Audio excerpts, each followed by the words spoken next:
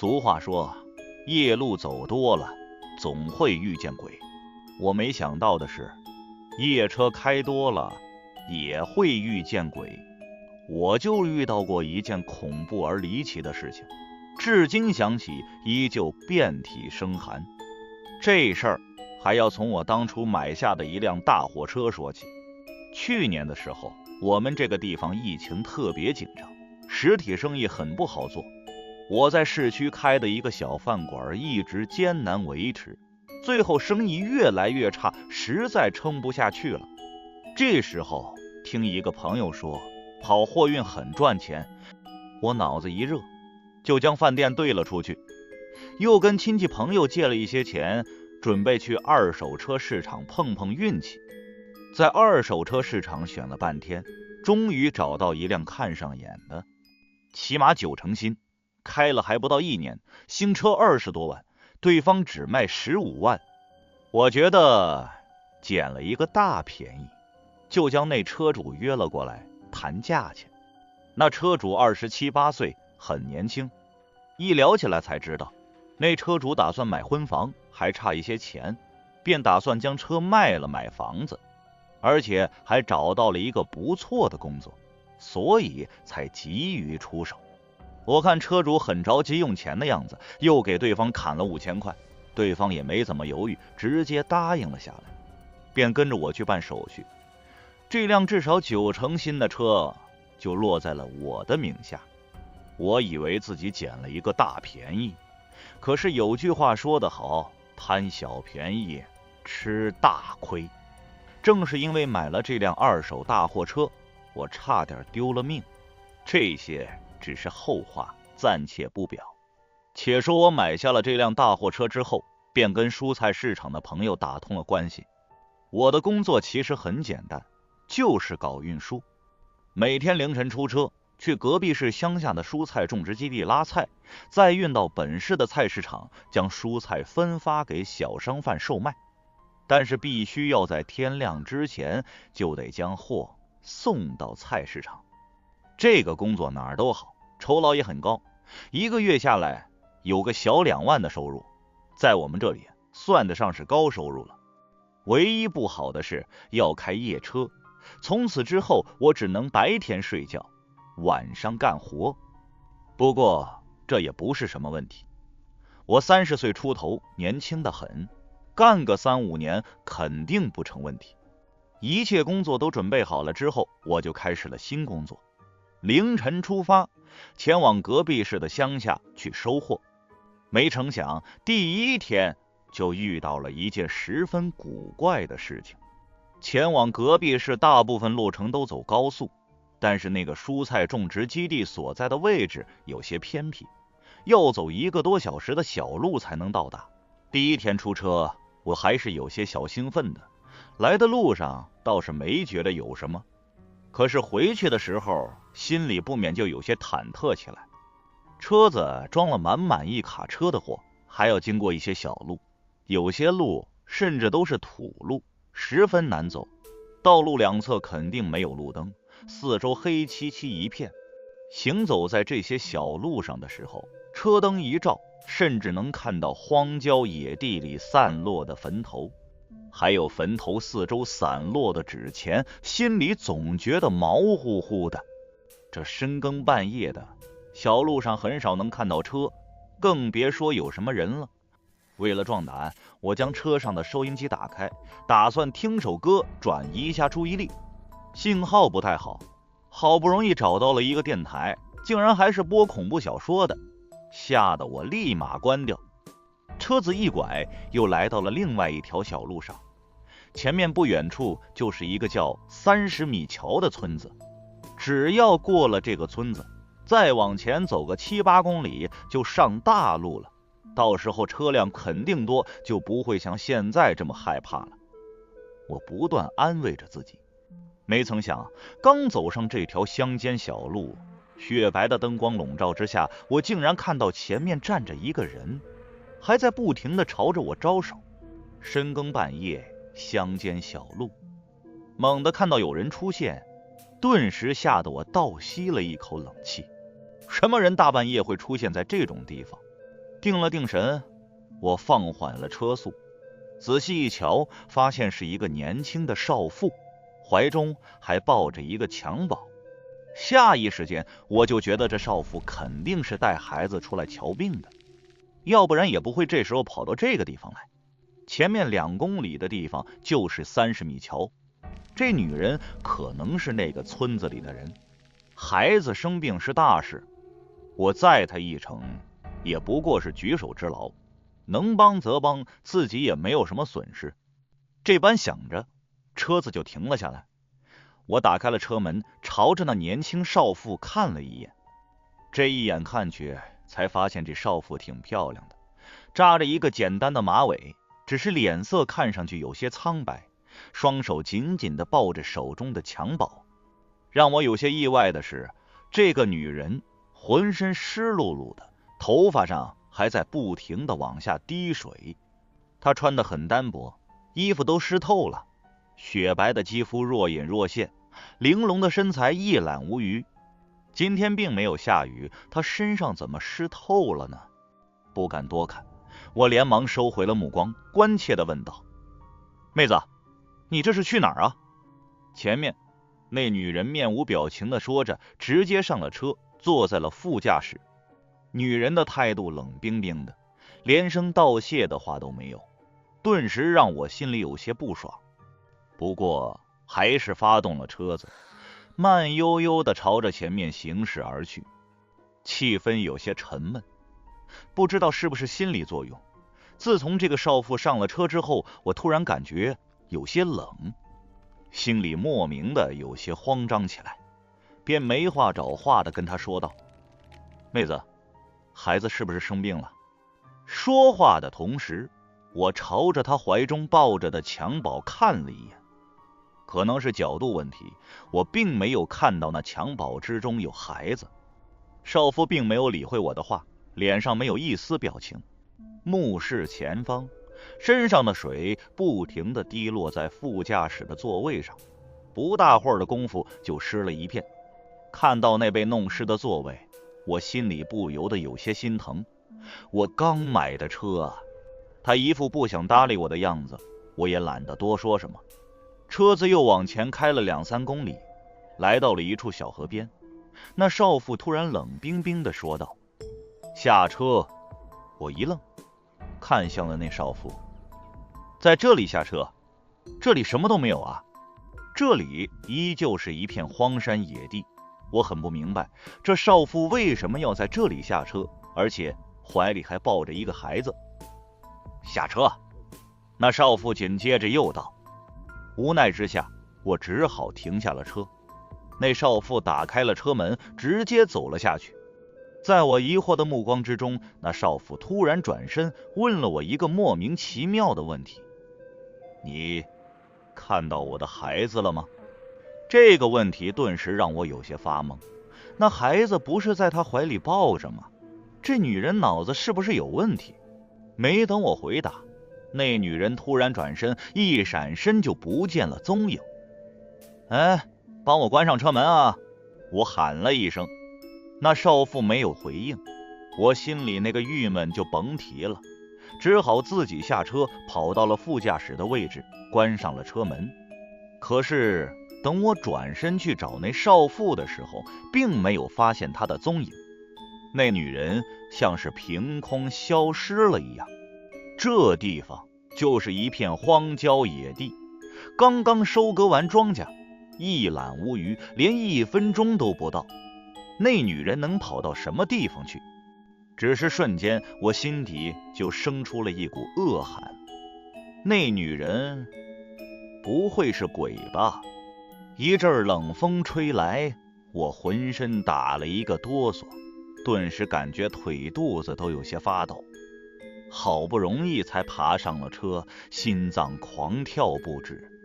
当我的目光落在副驾驶上面的时候，不由得再次倒吸了一口冷气。我刚才明明看到那少妇坐在车上之后，身上一直不停地往下滴水，可是我这会儿再看，那座位上干干净净，一点水迹都没有。我揉了揉眼睛，以为自己是看花了眼，再次去看的时候，副驾驶上还是一滴水都没有。见鬼了，见鬼了！好不容易发动了车子，由于太过恐慌，差点将车开到沟里。一路提心吊胆，好不容易将车开到了大路之上，看到来来往往的车辆经过，心中的惶恐感才稍微减轻了一点。这一路我都不知道是怎么回去的，脑子迷迷糊糊，魂不守舍。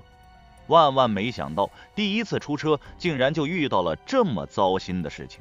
好在我还是在天亮之前赶回了市区，将货物交到了负责收货的老梁手里，心中的一块大石头才算是落了地。天都快亮了，我拖着疲惫的身体回到了小区，连衣服都没脱，直接倒头就睡。睡着之后，我做了一个噩梦，梦中再次看到了那个脸色苍白的漂亮少妇，她就坐在副驾驶上，浑身滴着水。她突然转过头，恶狠狠地盯着我，问我见她的孩子了没有。我说没有。她突然一把抓住了我，要我还她的孩子。然后她那张脸迅速浮肿了起来，像是泡了好几天的发面馒头，眼珠子都掉了下来。我一声惨叫，猛地从床上坐了起来，惊出了一身冷汗，这才发现浑身的衣服都湿透了。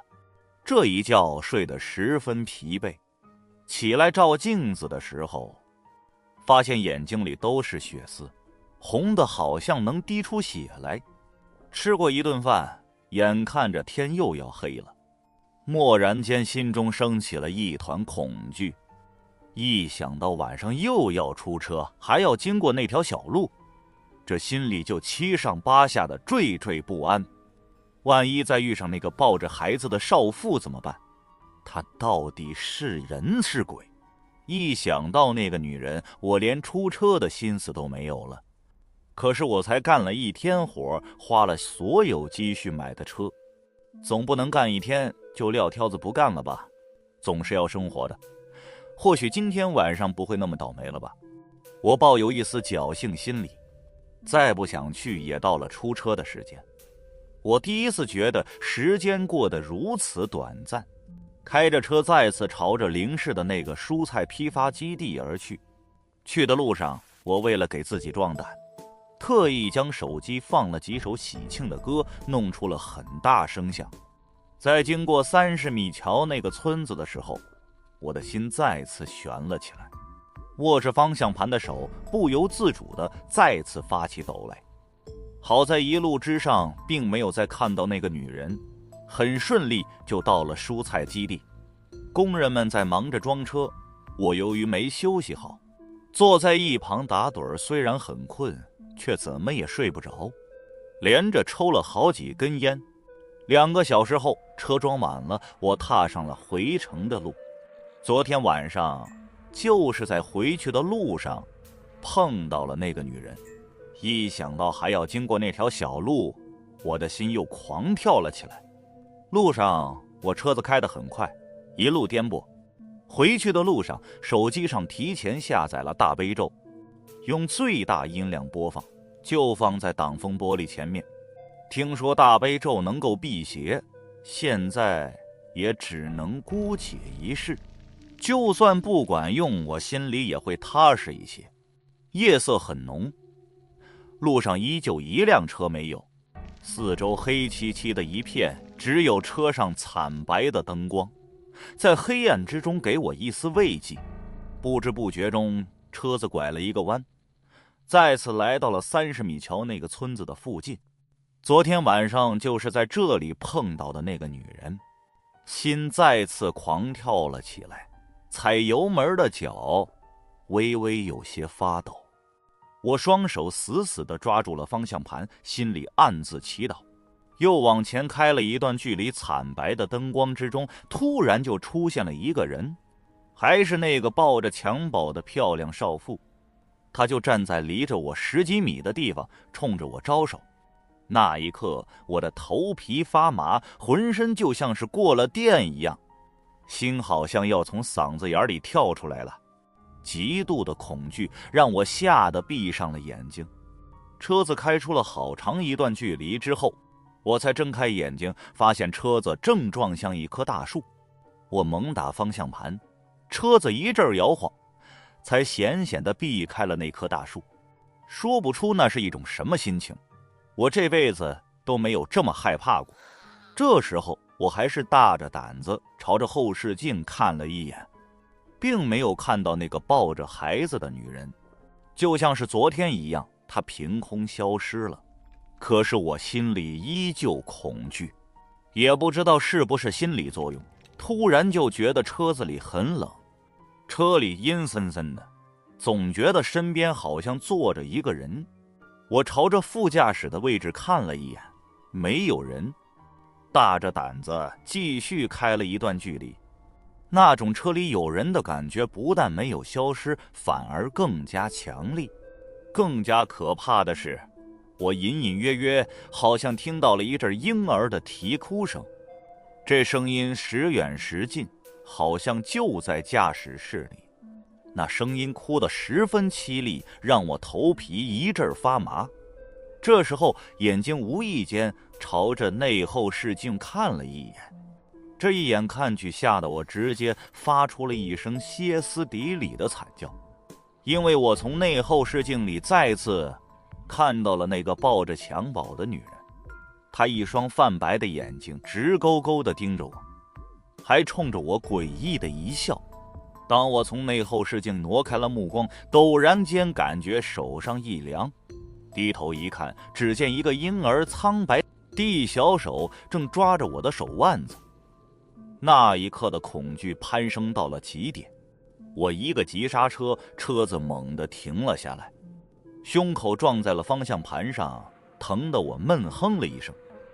说句丢人的话，我感觉好像是被吓得尿了裤子。我缓缓地转过头，朝着副驾驶的位置看了一眼，并没有人。再看了一眼握着方向盘的手，那婴儿的小手也不见了。但是我的手腕子上却有一个黑得发紫的小孩手掌印儿。可是刚才那后视镜里出现的那张女人的脸是怎么回事？我颤抖着摸出了烟，好几次才点着，狠狠抽了几口，好不容易平复了一下心情。幻觉，肯定是幻觉。这2天没休息好，我不停地安慰着自己。可是看着手腕上那个黑得发紫的婴儿手掌印，心里却感觉到一阵阵恶寒。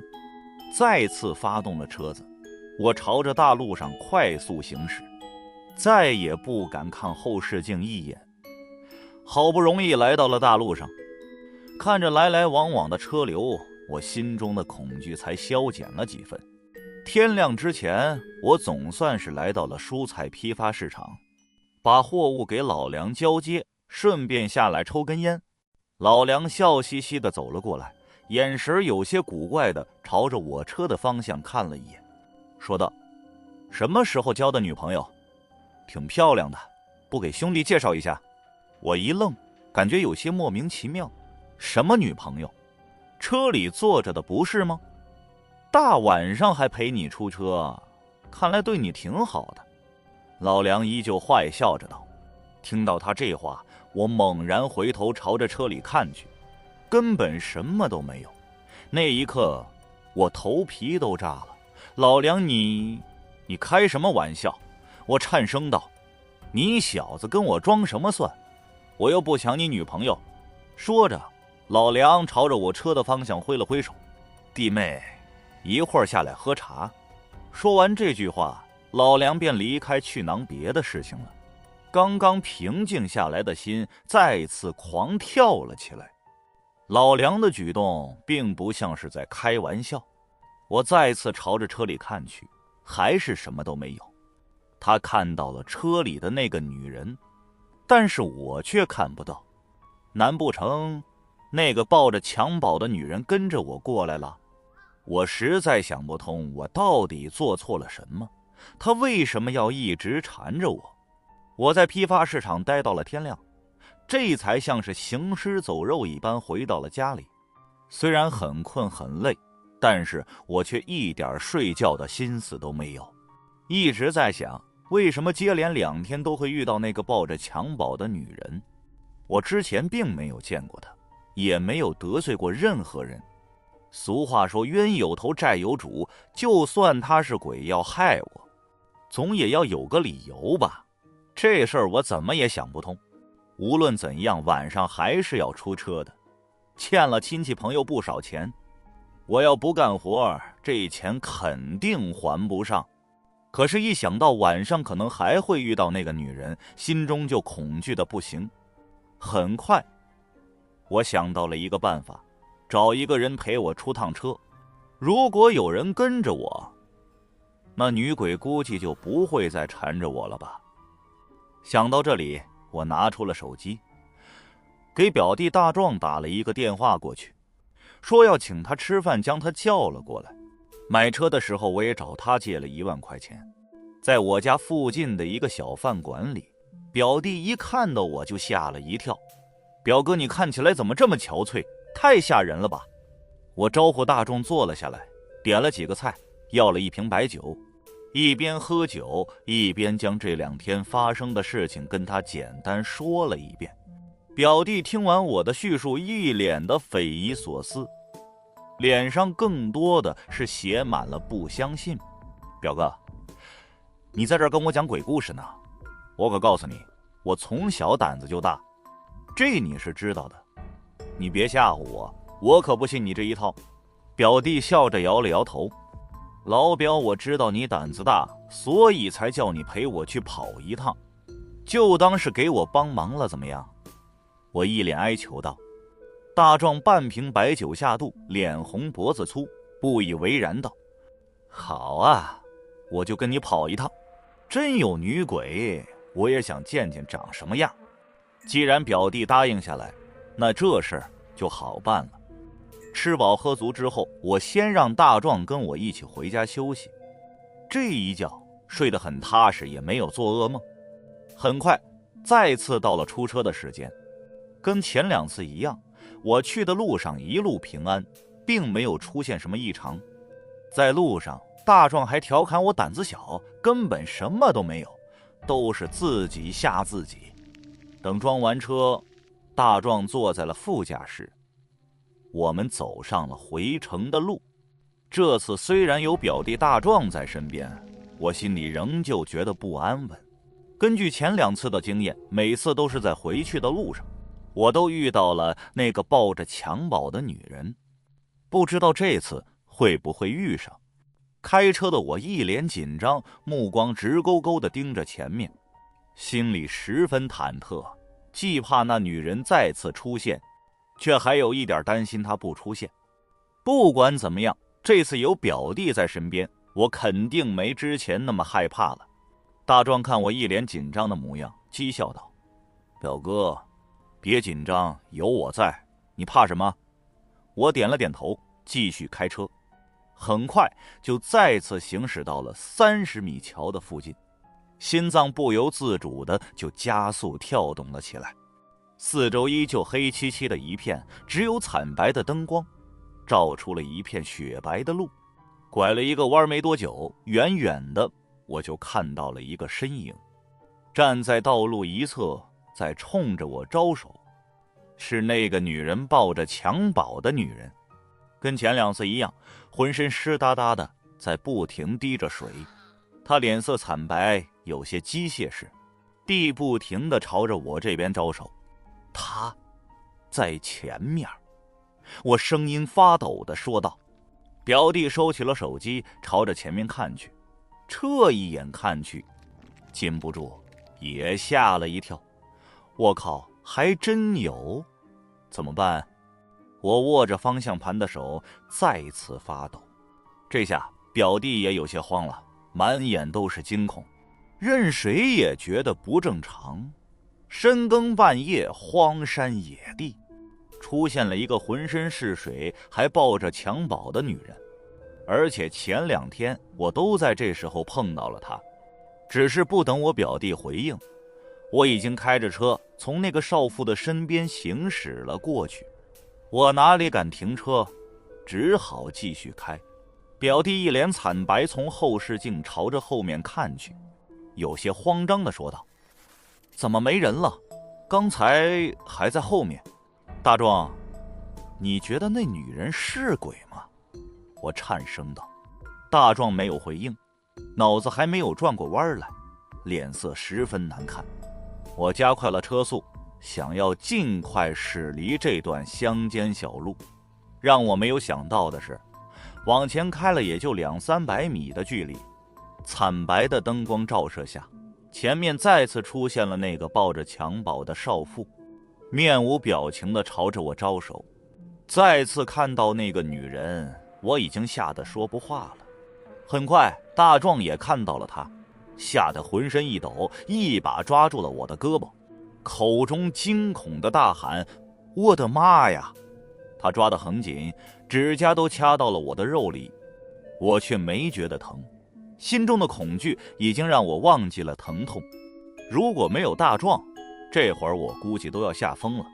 还好我之前有了心理准备，大壮看上去比我更恐惧，尽量控制着车子没有开到沟里。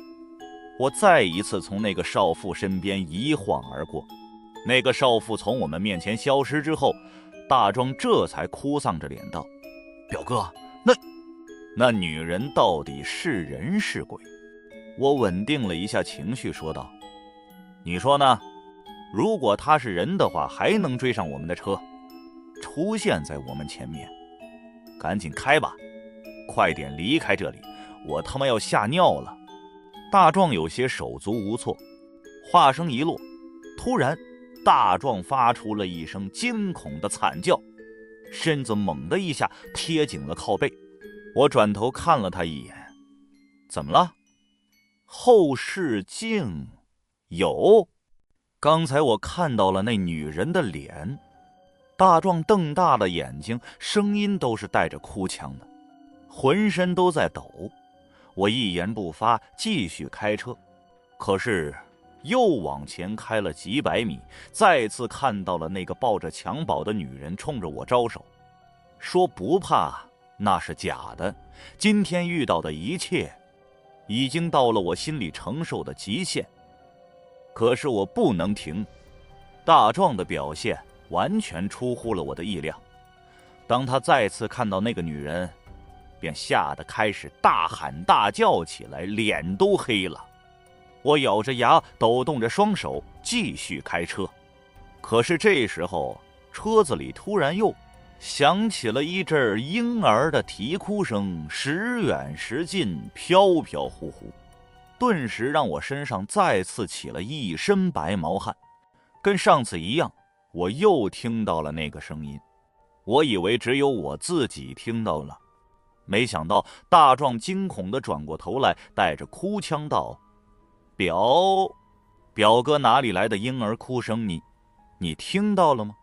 我没有回应，因为我已经吓得说不出话来。在这段小路上，又接连遇到了2次那个抱着襁褓的少妇。好在车子终于开到了国道上，我也顾不得许多，把车子直接停在了路边上，哆哆嗦嗦地从车上走了下来。而大壮更惨，他一下车就趴在路边狂吐，空气之中顿时散发着一股难闻的气味。他是被吓吐的，吐了好一会儿之后，大壮才消停下来。我们俩蹲在路边上，看着来来往往川流不息的车流，心中的恐惧才稍稍平复了一些。大壮点燃了一根烟，夹着烟的手还在不停地抖。他深深吸了一口烟，脸色苍白地看向我道：“表哥，我刚才差点吓尿了，你实话告诉我，你是不是做了什么亏心事啊？为什么那女鬼会一直缠着你不放？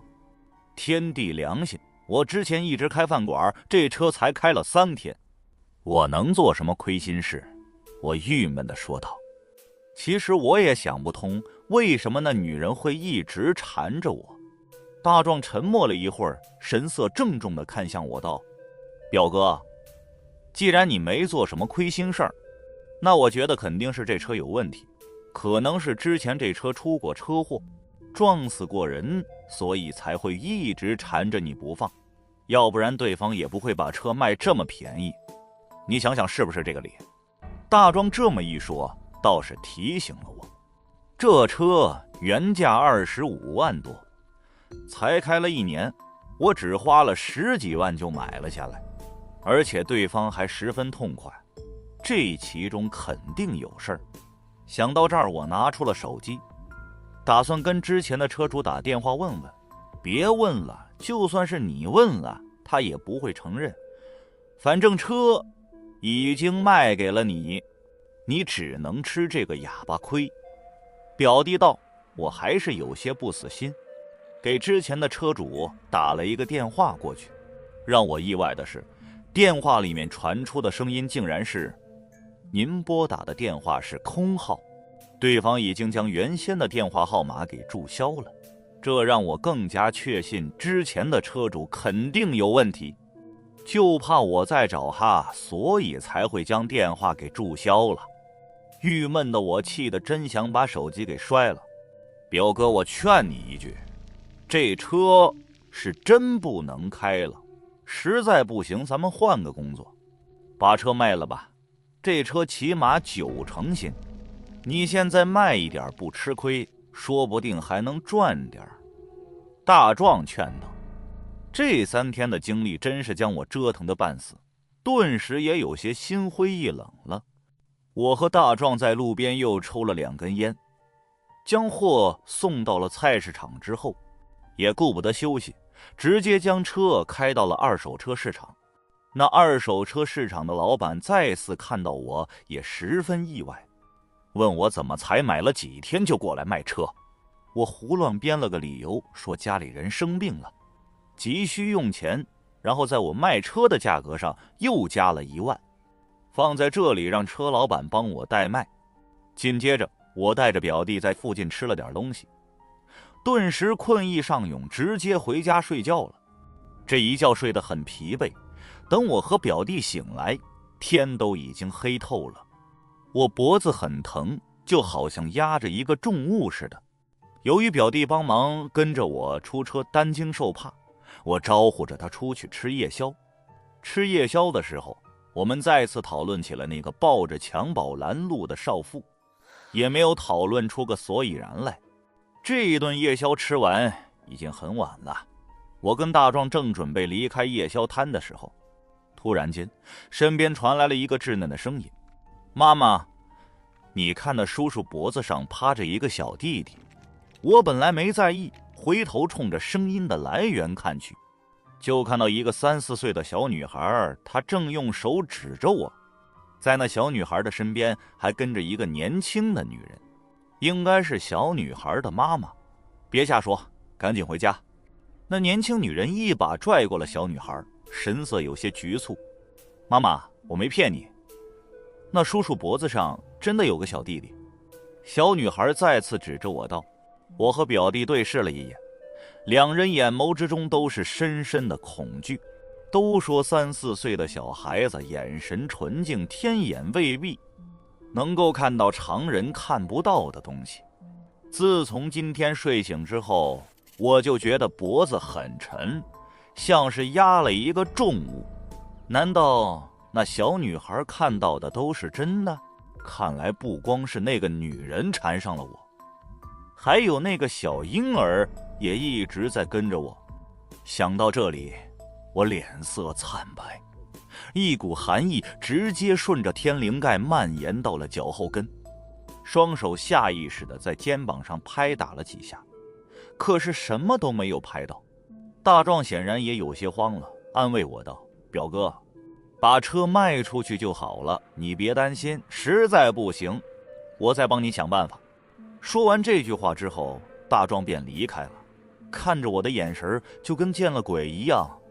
看着大壮逃走一般离开的背影，我的心里空落落的，感觉像是被全世界抛弃了一样。我一个人失魂落魄地回到了家里，心里还想着那个小女孩说的话，特意照了一下镜子，只看到一张憔悴无比、满眼血丝的面孔。这几天真的感觉像是经历了一场灾难，虽然睡了差不多一整个白天，却也不知道为何突然又困了，直接躺在床上就睡了过去。迷迷糊糊之间，我好像又开始做梦了。这个梦给我的感觉无比真实。我梦到突然醒来，朝着小区外面走去。我在城市里穿梭，走过了一道道行人稀疏的马路，在很多个路口，我总能看到那抱着襁褓的少妇在朝着我招手，她好像在指引着我去一个地方。梦中的我根本不受控制，像是行尸走肉一样麻木地走着。就这样，我穿过了城市，走到了郊区，就这样一直走，一直走，不知道走了多久。梦中的我感觉眼前的情景有些熟悉，我竟然来到了30米桥附近的那条小路。即便是在梦中，我依旧感到恐惧，可是我的双腿根本停不下来。走着走着，我突然来到了一条河边，耳边都是哗啦啦的流水声，一个声音在召唤着我。我不由自主地朝着河里走去。河水很深，当那河水快要漫过胸口的时候，我突然看到河水里漂浮出了一张脸来，就是抱着那个襁褓的少妇那张脸逐渐变得扭曲、浮肿、膨胀、恐怖。一只惨白的手从河里伸了出来，一把抓住了我的头发，就朝着水里扯去。耳边一个阴惨惨的声音响起：你看到我的孩子了吗？紧接着，我整个身子都沉入了水中，那河水灌入了我的口中，我无法呼吸，胸口憋得喘不过气来。就在意识逐渐陷入昏迷的时候，猛然间我从床上坐了起来。这是一个梦，一个特别真实的梦。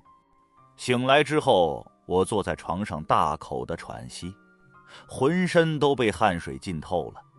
很快我感觉有些不太对劲儿，昨晚上我睡觉的时候没脱衣服，现在浑身都湿漉漉的，好像是在水里浸泡过一样，身上还有一股水草的腥味儿。我一伸手，发现我的身上竟然还挂着几根水草，脚底板传来一股刺痛，双腿发麻。我抬起脚来一看，发现我的双脚竟然磨出了好几个大水泡。四顾了一下，没错，这就是我的卧室。我根本没出门，可是脚底出现的水泡，身上的水草是怎么回事？难道我昨天晚上出去了，还去了30米桥附近的那条河？那地方可是离着这里至少有100公里，一晚上我根本就到不了那里啊！内心的恐惧再次攀升到了极点，我难受的想哭，可是却哭不出来。正魂不守舍的时候，床头柜上的手机铃声突然响起，吓得我打了一个激灵。拿起了电话一瞧，发现是二手车市场的老板打来的。看到这个电话，我心里长出了一口气，心想肯定是卖车的事情有眉目了，只要卖出去那辆车，我估计就能摆脱那个少妇的纠缠。想着，我接通了电话，稳定了一下心情。那车市场老板上来就道：我说兄弟，你这车还是开回去吧，根本卖不动。我一愣，忙问是怎么回事。那车老板嘬着牙花子说道：兄弟，你这车太邪门了，这2天有好几个人过来看车，都相中了，就是试驾的时候，那些人都说你车里阴森森的，总感觉坐着另外一个人，从后视镜里还能看到一张女人惨白的脸，差点将客户吓出心脏病来。你还是赶紧开走吧，我知道这车邪门，可是没想到竟然邪门到了这种地步。可是越是这样，我越想把这车卖出去，我一眼都不想再看到那辆车。最后我又主动跟车老板说降低3万块钱，还说车如果卖出去多给他5000块，那车市场老板才勉强答应下来，但是不保证能把车卖出去。虽然我亏了不少钱，但是钱哪有自己的小命重要。挂了电话之后，我看了一眼手机，发现已经是下午了。这一觉睡得特别疲惫，我这辈子都没有这么累过。坐在床上休息了好一会儿，肚子饿得不行，我出去大吃了一顿。精神恍惚的我在小区里坐了一会儿，脑子里一片空白，我也不知道自己在想什么。不知不觉天又黑了，我开始恐惧睡觉，恐惧黑暗。可是不知道为什么，天一黑下来，我突然又变得很困，根本睁不开眼。好不容易回到家里，我屁股一坐在沙发上就昏睡了过去。刚睡下没多久，我又开始做梦。这个梦跟昨天晚上的梦境一模一样。我梦到自己出了小区，来到了车水马龙的市区，朝着郊区走去，然后又看到那个抱着襁褓的女人在不停地朝着我招手。最后我来到了30米桥，走到了河里，看到了那女人被泡得浮肿的脸，然后我又被拉到了水里。在快要被淹死的时候，我再次惊醒，发现外面的天亮了，而我身上依旧挂着水草，脚底板刺骨的疼。抬起来一瞧，脚上的水泡全都磨破了，血乎乎的一片。这次除了恐惧，还有深深的绝望。我觉得我死定了，那个抱着襁褓的女人一定要将我弄死。我到底做错了什么？她为什么要这样对待我？坐在床上愣了许久，我突然觉得这梦境太真实了，很有可能我这2晚上真的去了30米桥，要不然脚底的磨破的水泡怎么解释啊？想到这里，我立马起身，拖着疲惫的身体找到了小区的保安，谎称说是家里少了东西，要看一下昨天晚上的监控。那保安很快带我来到了监控室。当我看到昨天晚上的画面的时候，吓得我差点就坐在地上。昨天晚上9点多钟，也就是我刚回家没多久，我就又从家里出来了。那时候的我走路十分奇怪，踮着脚尖，身体微微前倾，眼神空洞而麻木，就像是一个提线木偶，快速地离开了小区。那保安看到这画面也吓了一跳，看我的眼神都有些恐惧。这完全证明了一件事情，当我睡着之后，真的去了30米桥附近的那条河。离开了监控室，我再次回到了家里，感觉自己从来都没有这般无助过。这时候我突然想到了表弟大壮，现在我想也只有他能帮我了。拨通了表弟的电话，我将这2天发生的事情跟大壮说了一遍。听完我语无伦次的话之后，大壮沉默了一会儿，突然道：表哥，你这妥妥的是撞邪了。我认识一个神婆，就住在八里洼，听说那神婆很厉害，要不然我带你去瞧瞧吧，说不定她有办法。我现在实在是一点招没有了，只能病急乱投医，将这事儿应了下来。1个多小时之后，表弟开车来接我，我在附近的小卖部买了一些礼品，就跟着表弟去了八里洼的那个神婆家里。等到了神婆家门口的时候，已经是傍晚时分。我提着大包小包，跟着表弟进了神婆家里，也看到了那个神婆。那神婆至少有80多岁了，脸上的皱纹就像是晒干的橘子皮，眼睛十分浑浊。她只看了我一眼，脸上顿时充满了惊恐之色。连忙将我们二人朝着外面推。你们的事情，老婆子我管不了，赶紧走吧。我和表弟都是目瞪口呆，一直被那神婆推到了院子里。我想这神婆肯定是看出了什么，为了活命我也顾不了那么许多，直接跪在了神婆的面前，激动地说道：老人家，求求您救救我吧，我这几天过得生不如死，您要是不管的话，我只有死路一条了。说着我还不断朝着那神婆磕头，一把鼻涕一把泪。可能是看我着实可怜，那神婆叹息了一声，转身走到了屋里，说：进来吧。大壮将我搀扶了起来，进了神婆的屋子里。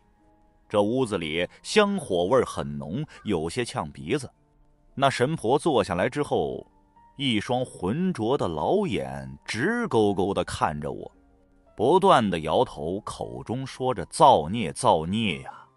我一脸懵懂，忙问是怎么回事。那神婆道：你身上的阴气很重，沾染了因果，缠着你的那个脏东西怨气很重，不好办。我一听，扑通一下再次跪了下来。老人家，您一定要帮帮我，多少钱我都愿意出，这不是钱的事情。这样吧，我先在你身上赐个符，你试试管不管用，然后我再告诉你怎么做神婆道。我连忙点头，感觉像是抓住了救命稻草。接下来神婆让我将上衣脱了下来，她走到了我的面前，一只手拿着一根银针，另外一只手里拿着一个托盘，那托盘里面是红彤彤的，像是血水一样的东西。神婆用银针蘸着那些液体，开始往我胸口扎针，很疼也得咬牙忍着。足足忙活了几个小时，他在我胸口的位置纹出了一个鬼画符似的东西，我也不懂是什么，只能任由他摆布。神婆忙活完之后，看上去十分疲惫，瘫坐在了地上，然后从身上又摸出了一张黄纸符，递给了我道：如果今天晚上那脏东西没来找你，你明天晚上就去第一次遇到他的地方找他，如果他没有出现，就说明老婆子的符管用，如果他来了，神仙也救不了你，但是你明天必须去，这是你唯一的机会。我接过了那张黄纸符，对神婆千恩万谢了一番，献上了自己带来的礼品，还在桌子上放了500块钱。那神婆并没有拒绝，只是看着我不断摇头叹息。随后我和表弟就折返回了家里。将我送到家里之后，大壮很快就走了。其实我很想让他留下来陪我，心里也清楚大壮比我还害怕，能够帮到我这个份上已经是仁至义尽了。大壮走了之后，我将屋子里的灯全都打开，一直熬着不敢睡。可是到了后半夜，我还是昏昏沉沉地睡了过去。半睡半醒之间，我只是感觉胸口的位置有些微微发烫，但是却再也没有做那个梦。这一觉睡得很踏实，一直睡到天光大亮。睡醒之后，我感觉自己的精神头好了很多，这几天的疲惫减轻了不少。看来那神婆的手段是发挥作用了。昨晚上我并没有在梦游离开家里，这让我十分激动，连忙给大壮打了一个电话过去，说了一下情况。大壮也替我高兴，说道：表哥，别忘了神婆的话，今天晚上你还要出车，去遇到那个女人的地方找她。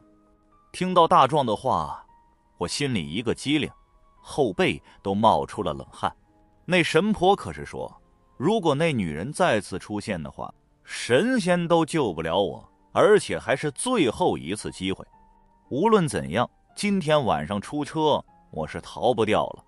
惶恐不安的一直熬到了晚上，我去了二手车市场，将我那辆大货车开了出来。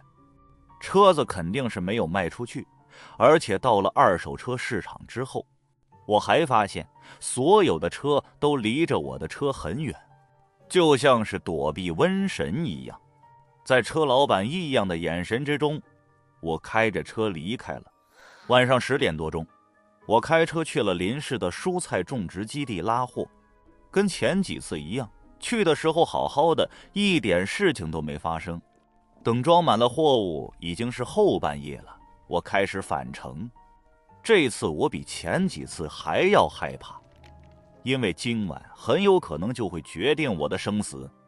小心翼翼地开着车，我特意将神婆给我的那张黄纸符贴在了挡风玻璃上，这也是我现在唯一的寄托。心里一直在祈祷那女人一定不要出现，千万不要出现。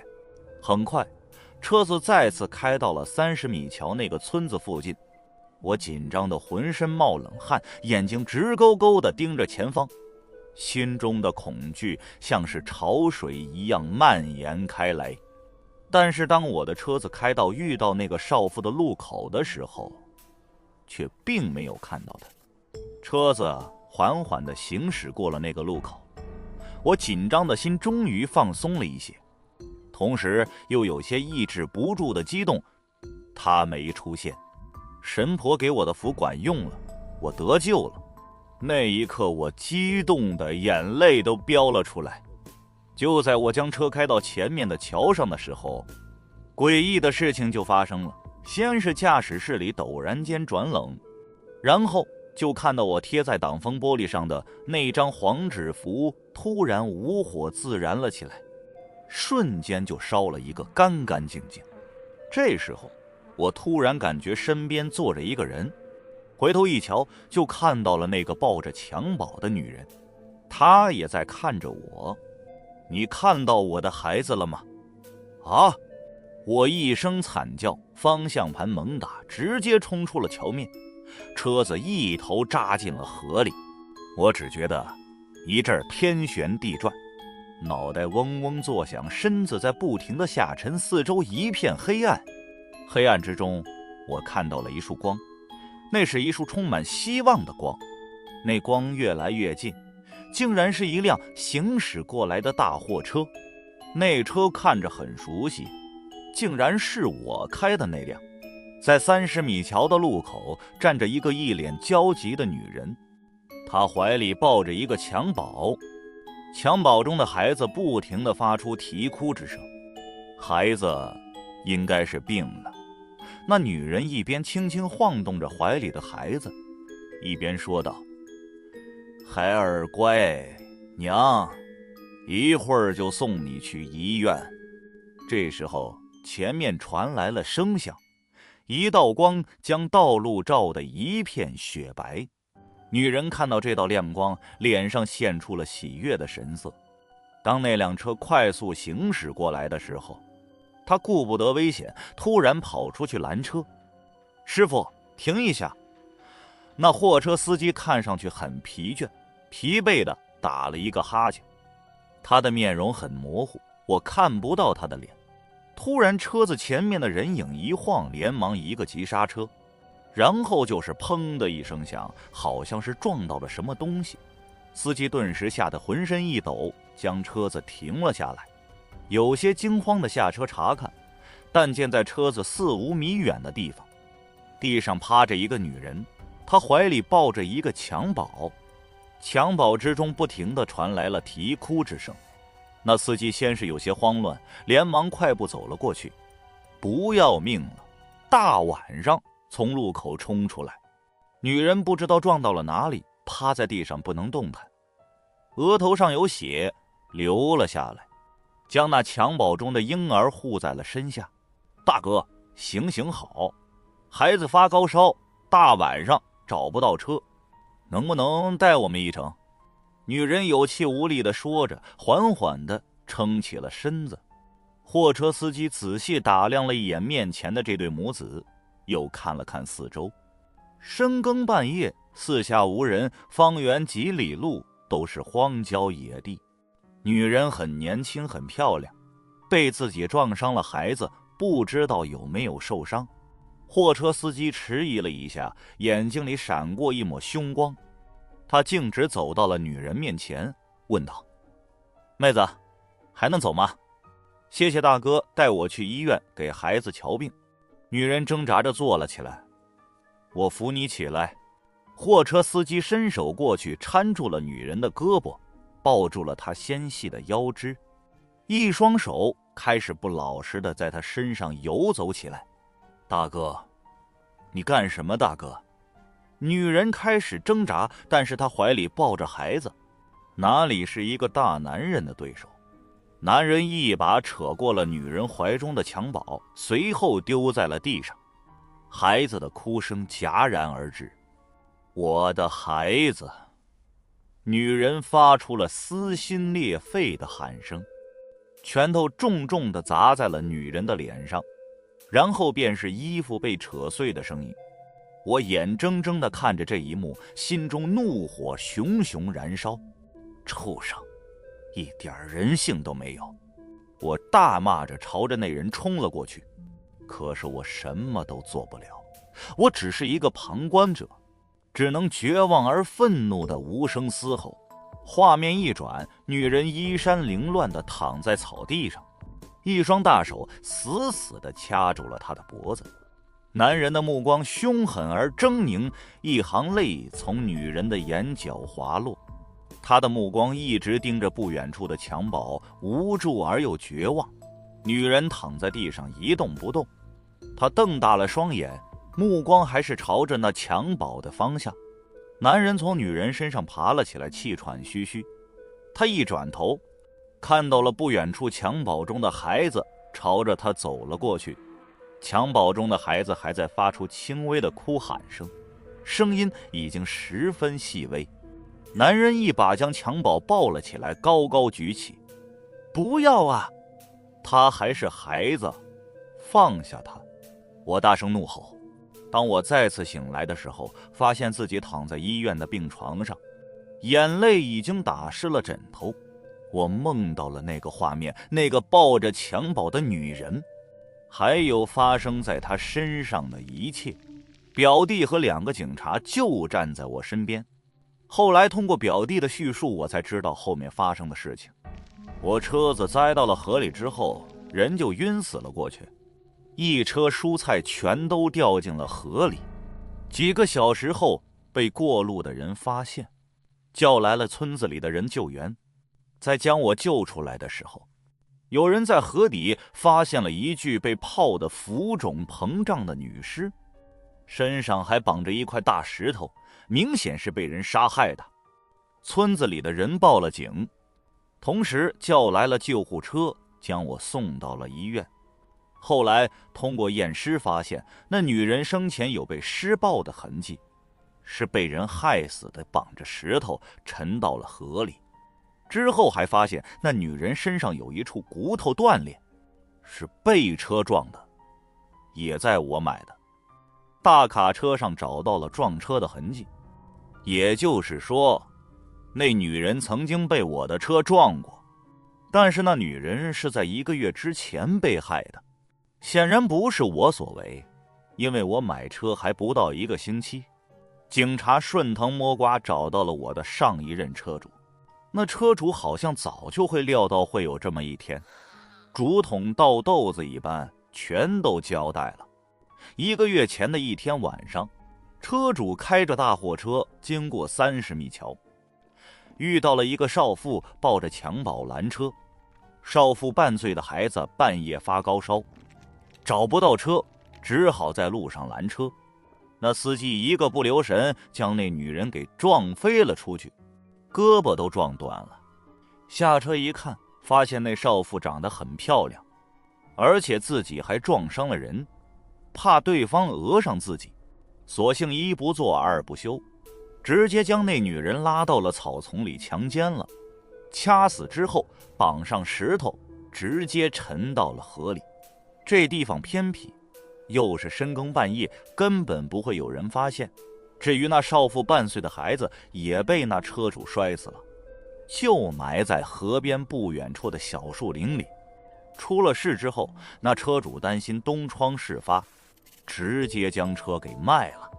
阴差阳错之中，我买下了那辆车，而且那条路是我拉货的必经之路，这才被那女人缠上。一切冥冥之中自有天定，自作孽不可活。好在我伤得并不重，那桥并不高，水也不是很深，这才捡了一条命。在医院住了2天，我就出院了。为了庆祝劫后余生，我跟表弟喝了一场大酒，然后晕晕乎乎的自己就回了家。当我回到家，坐在沙发上的时候，不由得长出了一口气。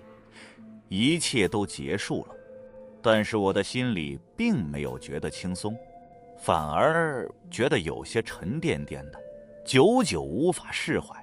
突然间，我感觉屋子里有些冷，一抬头间，我看到了一个熟悉的身影，但是我的心中再也没有了恐惧。